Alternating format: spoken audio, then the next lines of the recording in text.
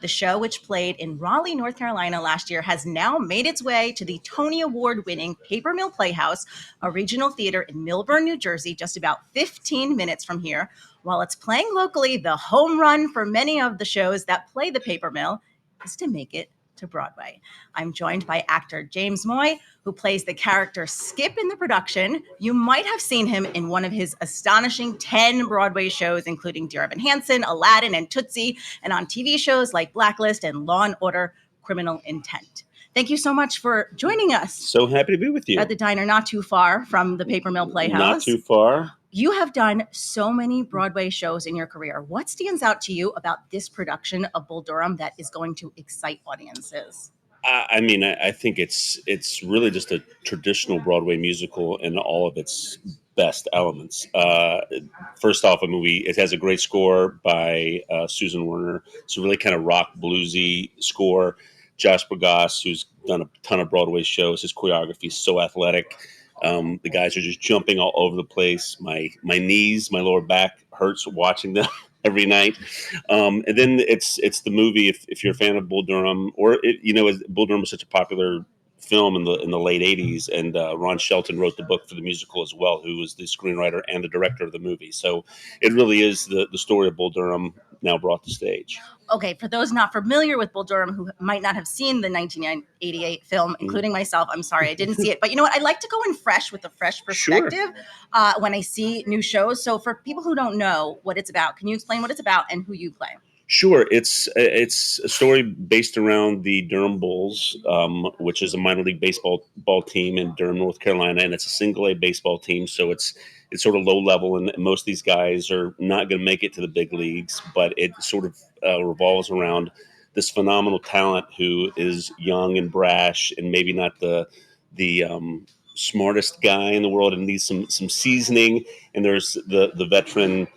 Crash Davis, who's his catcher, who's been around for a decade, and he's sort of helping to coach him up and mature the kid, and then Annie Savoy, who's played by the great Carmen Cusack, who's unbelievable in the show, and there's a bit of a love triangle. So there's a love story, but it's also set around baseball and people trying to achieve their dreams and just find a way to sort of to get to where you want to go. And you're Skip? Yes, and I play Skip. I'm the manager of the baseball team. The camaraderie right now, in terms of the show playing and baseball at the height of the season right now, what is that dynamic It's like? It's been really exciting. I'm a diehard baseball fan. I'm actually a Cubs fan. And last week they were on the elimination game. I was sitting in my dressing room in my uniform, and I was just like, "Please don't let the Cubs lose!" In the middle of this great baseball musical that I'm a part of right now, because it definitely gets you in the mood for the baseball playoffs. And so many of the guys backstage are Yankees fans, obviously, and so when we're off stage, everybody's been paying attention to the baseball playoffs. So it's been a kismet having the baseball playoffs going on at the same time as the show. Yeah, and people, you were mentioning, watching the games backstage, and they're dressed so there's a lot of excitement for baseball in general. You mentioned Josh Bergasse, the choreographer, and this is a baseball musical. For those who don't know, he choreographed Smash on TV. So you got to get the baseball guy to choreograph that show. And the director, Mark Bruni, he directed The Great Gatsby, which played the Paper Mill. Correct. So you have the big heavy hitters in this production. What is the importance and significance of that? Well, I think this is a show that is, I think should make its way to Broadway. It's like I said, it's a wonderful score.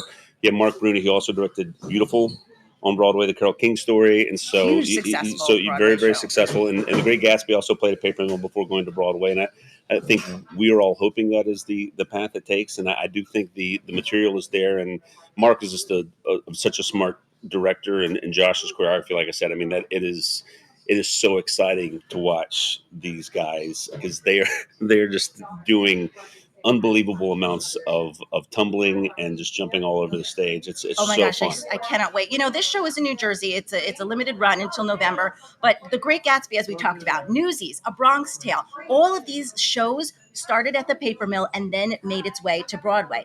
Why is this stop for you in this production such a big deal?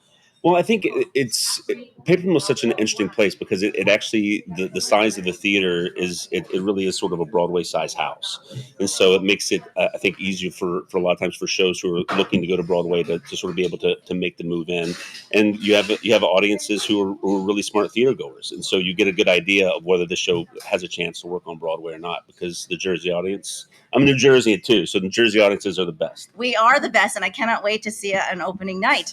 And the show Bull Durham plays until November 2nd, and tickets are on sale now. Thank you so much, James, for joining us. Thank you.